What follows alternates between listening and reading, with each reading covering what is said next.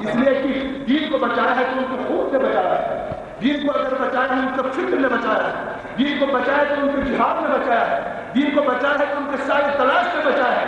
البتہ اگر مسجد وہ مسجد ہو جس کو خمینی نے استعمال کیا، اگر مسجد وہ مسجد ہو جس کو احمدی نژاد نے ان دو انتخابات میں مسجد کو استعمال کے منہ میں تمانچہ مارنے کے لیے مورچے کے طور پر استعمال کیا، اگر ایسی مسجد ہوں جس طرح خمینی نے مسجدوں سے انقلاب لایا، جس طرح شہید قائد نے مسجدوں سے انقلاب لایا، جس طرح پیغمبر خدا نے اپنے تمام انقلاب کی ابتدا مسجد سے کی، تو واقعی وہ مسجد محض انقلاب ہے۔ ورنہ کبھی یہ تصور نہ کرے کہ ہم دین رفاہی کام کرتے ہیں اور اسلام کا پہلا ہو جائے ہم افضل نہیں ہے، قرآن لکھا کبھی نہیں ہو سکتے۔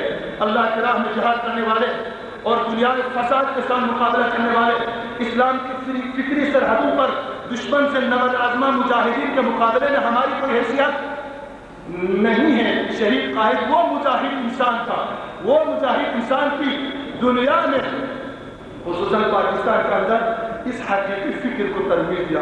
شہید قائد علامہ حسین الحسینی، آج ہم وہ کمی محسوس کرتے ہیں، آج شہید قائد ہمارے درمیان نہیں ہے۔ میں سمجھتا ہوں صرف فکر قائد مضمون نہیں ہے، فکر خمینی بھی مضمون ہے۔ اس لیے خمینی نے کہا تمہاری زندگی و اخروی سعادت ڈپینڈ کرتا ہے نظام ولایت فقیہ پر، اور اس کی مخالفت انبیاء کے اہداف سے مخالفت ہے۔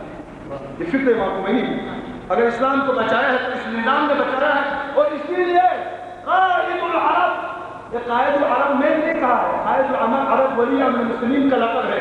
جب سید حسن رسول اللہ سے ان کی ملاقات ہوئی تو کہا السلام علیک ایھا القائد العرب، خامنۂ عظیم نے کہا میرے سلام ہو تم پر اے قائد عرب۔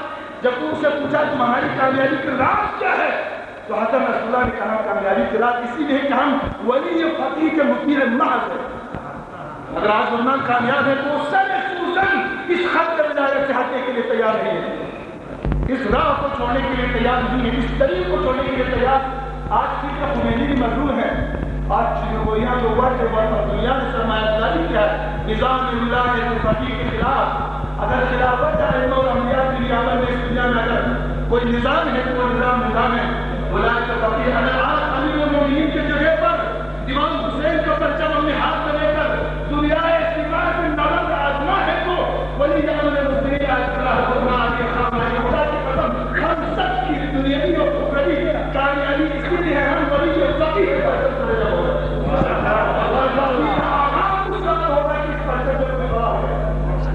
آج کوئی نہیں کہتے کہ وہ مخالف ہوتے ہیں، لیکن متبادل افکار آتے ہیں، متقابل افکار رہتے ہیں۔ جس طرح ہمارے استاد محترم ناظر اپنے احسان میں کہا کامیابی اسی لیے ہم کامیابی ہم مرجع ہے، ہم رہبر ہیں، صرف رہبر نہیں ہے۔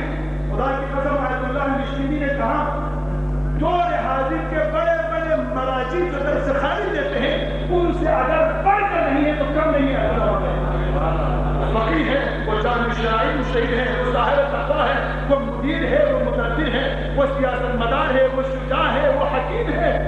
ایک ایسا عظیم، میں آیت اللہ مشکلی کا آخر قول سنا کہ آپ سے تمام کروں۔ آقا فرماتے ہیں وسائل الشیعہ میں اسلامی رہبری کے لیے جو 12 شروط بیان کیا ہے، میں نے تحقیق کیا وہ 12 کے 12 آیت اللہ فرمائی پائے گا۔ 12 کے 12 شروط ایسا واجب الشرائع ہے، ایسا سعید ہے جو علی زمان بن کر آج وقت کے یزید و عمر سعد و شبر کے مقابلے میں حسین زمان بن کر نبرد آزما ہے۔ تو عزیزان محترم، دنیا میں کامیاب ہونا چاہو، سعادت دنیاوی چاہو، سعادت اخروی چاہو تو ہم ولی امر المسلمین جہان، مرجع عظیم الشان جہان تشیع، آیت اللہ العظمیٰ علی خامنہ کے ولایت کے پرچم تلے جمع ہو جائے انشاءاللہ۔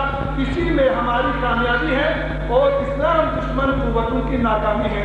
والسلام علیکم ورحمۃ اللہ وبرکاتہ۔